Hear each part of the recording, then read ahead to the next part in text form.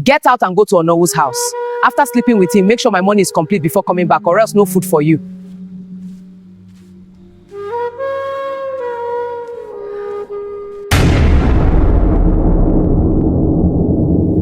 A 20-year-old girl named Gift had chocolate melanin skin with cute pink lips, full hair with curls, moderate size and very beautiful. Her skin glowed like she poured a bottle of oil on her body. Gift was the only child of her mother Ngozi before she passed. Her stepmother Onowa was the senior sister to her mother, but Ngozi got married first. Onowa was 60 and had never been married.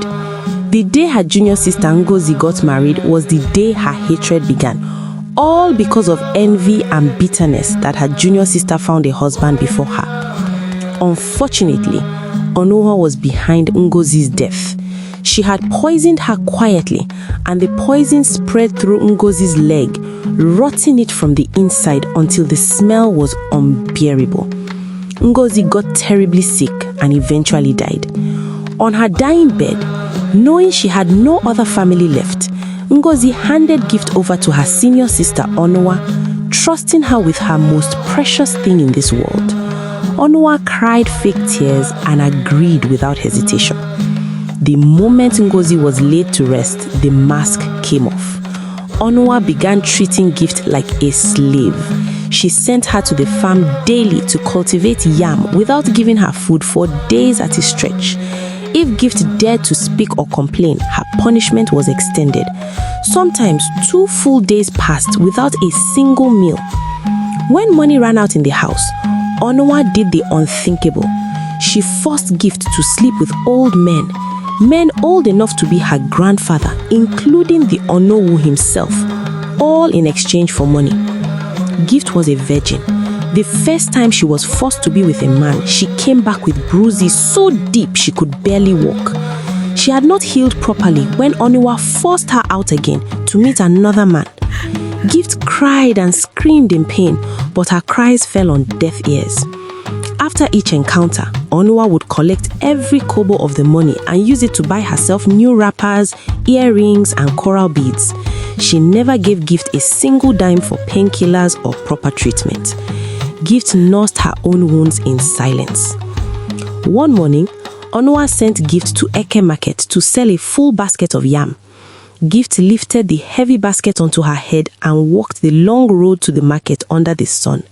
She sold everything and handed the money to her stepmother. Onowa counted it carefully, then counted it again. Her eyes narrowed. The money was short by 300 naira. Before Gift could explain, Onowa descended on her, beating her until she was too weak to stand. A week later, the Prince of Akpata Kingdom returned from the United States. Prince Echezona was dark, tall, and handsome, with kind but sharp eyes that missed nothing. He had gone abroad to study and returned not just with knowledge, but with a quiet wisdom about people and the world. He returned for one purpose: to find a wife, because in Akpata village, the prince must be married before he could be crowned king. Dressed in his fine Igbo prince attire, Echezona walked through the village with his 2 bodyguards, breathing in the familiar air of home, running his fingers lightly over the tall grasses he had missed. Then from a distance near the stream, he saw her. Even from afar, her skin caught the light in a way that stopped him mid-step. By the time he quickened his pace toward the stream, Gift had already gathered her clay pot and turned to leave.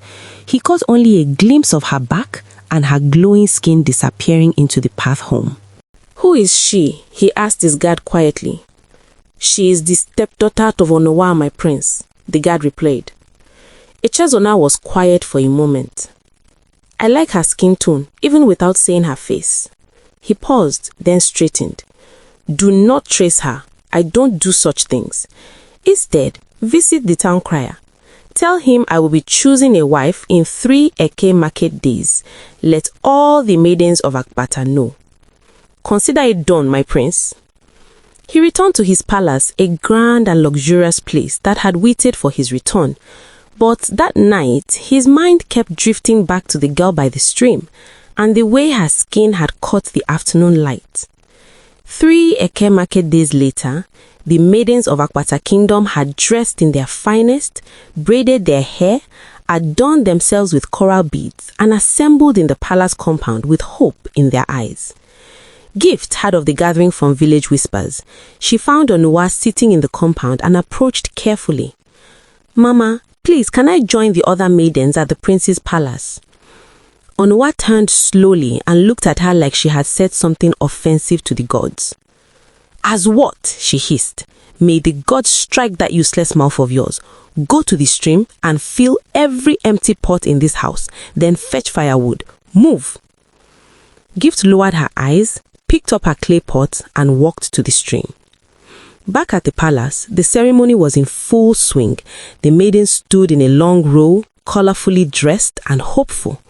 Prince Echezona walked slowly down the line, studying each face carefully. The crowd watched in anticipation, but something was missing. His mind was not fully present in that row of maidens. It kept pulling him elsewhere. He leaned toward his bodyguard and spoke low into his ear. "Go to the stream. If she is there, the girl with the glowing skin, bring her to the palace immediately. Do not frighten her." The guards moved swiftly. When they reached the stream, Gift was just lifting her filled pot to balance it on her head, ready to walk home. "The prince requests your presence at the palace this moment," a guard said. Gift shook her head gently. "I cannot come. My stepmother sent me on many chores and I am not done. She will punish me." "This is a direct order from the prince himself," the guard said firmly but not unkindly. "Do not keep him waiting." Something in his tone told her this was not something she could refuse. She set her pot down carefully and followed them. When Gift walked into the palace compound, flanked by the 2 guards, a quiet ripple moved through the crowd. She had no fine wrapper, no elaborate hair, no coral beads layered around her neck, but her skin caught the sunlight the way it always did, like something warm lived just beneath the surface. Prince Echezona saw her the moment she entered and walked straight to her without hesitation. He took one of her hands and raised it gently before the crowd. "This is the chosen one." The crowd erupted in celebration. The maidens who had arrived early and waited long exchanged sharp glances before turning and walking away with quiet fury. Back at Onuwa's compound, she sat waiting with a storm already building in her chest. Night came and Gift did not return. She waited until the darkness was full, then went inside muttering to herself. The next morning, she stepped outside and had 2 village maidens talking nearby. "Can you believe it? Gift of all people. The prince chose her. Tomorrow she will be our crowned queen." Onuwa froze. Then she walked fast. She arrived at the palace and stopped when she saw them. Gift and the prince were sitting together under a large tree in the palace courtyard, laughing at something between them. It was a simple moment, but it burned Onuwa from the inside. "Gift!" she called out sharply. "What are you doing here?" Gift stood up quickly, old instincts kicking in. "Good day, Mama," she said quietly, her voice still carrying that familiar caution. Before Onuwa could say another word, Prince Echezona rose to his full height and looked at her calmly. "I have heard things about you," he said evenly, "and looking at you now, I can see the reports were not exaggerated. Do you not have respect for royalty?"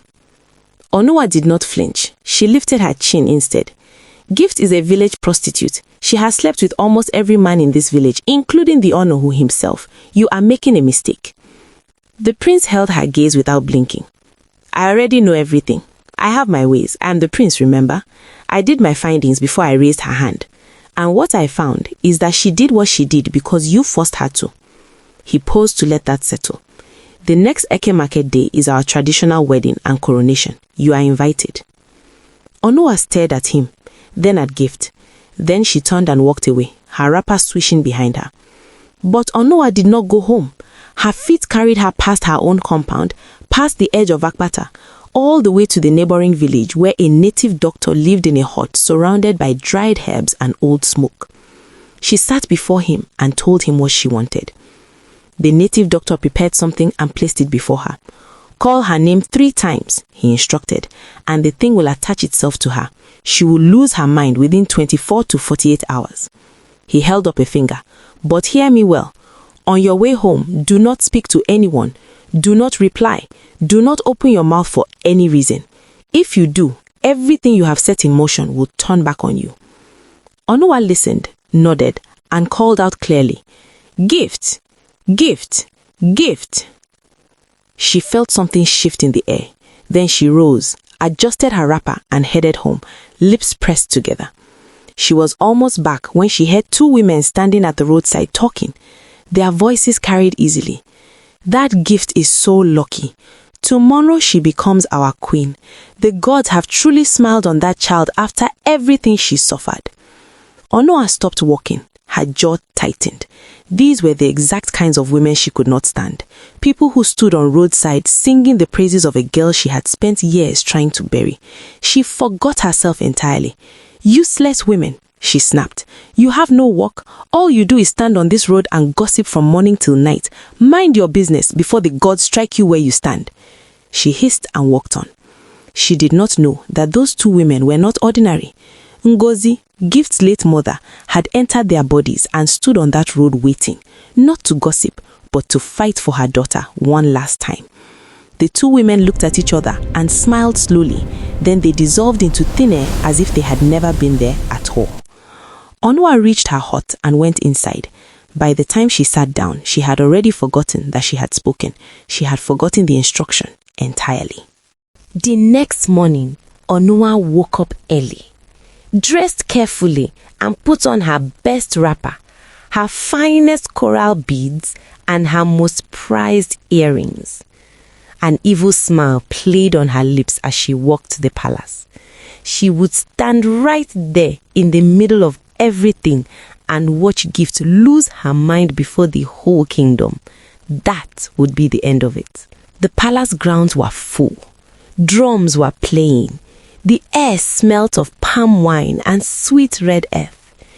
Gift knelt beside Echezona at the center of the ceremony, both of them still and radiant. The Iche elder moved forward slowly, the royal cap held carefully in both hands, ready to place it on the prince's head and seal the coronation. Then Onuwa screamed, "Ah! My body is on fire! My head is on fire!" Every head turned. "I will confess! I will confess!" She dropped to the ground, rolling and rubbing her body against the sandy earth, clawing at herself. "I killed my sister Ngozi. I was angry. I was so angry that my junior sister married before me. I could not bear it. I maltreated her daughter Gift. I starved her. I used her body and took her money. I could not stand seeing Gift marry the prince. I did not want her to experience what I have never experienced." She was weeping now, messy and broken on the ground. "So I went to a native doctor to make her run mad. I wanted to ruin today. I wanted to take this from her." Then something shifted in her eyes. She started laughing. "Why are you all looking at me, eh? Oh, you like me? Come and marry me then. Come, come." She pointed at random faces in the crowd. "Don't forgive me, oh. Yes, don't forgive me. But wait, forgive me." She rolled, she sang, she danced in the dirt. The guards moved in and dragged her out of the compound as the crowd watched in stunned silence. Gift knelt there cold, shaking and broken all at once. Her eyes were glassy. Part of her had always known, but hearing it said out loud in front of the whole kingdom, hearing that the woman she had called Mama had poisoned her mother, had sold her body, and had tried to steal this moment from her too, something in her chest cracked open like old dry clay. Echezona reached over quietly and covered her hand with his. The Iche elder cleared his throat, steadied himself, and continued. The cap was placed. The coronation was sealed. Gift rose from that ground not just as a bride, but as a queen. As for Noah, the madness never left her. In a moment of wild confusion, she turned her own knife on herself, and it was over. She had spent a lifetime poisoning everything she touched, and in the end, the poison had nowhere left to go but back to her. Comment if you enjoyed this story, and don't forget to subscribe.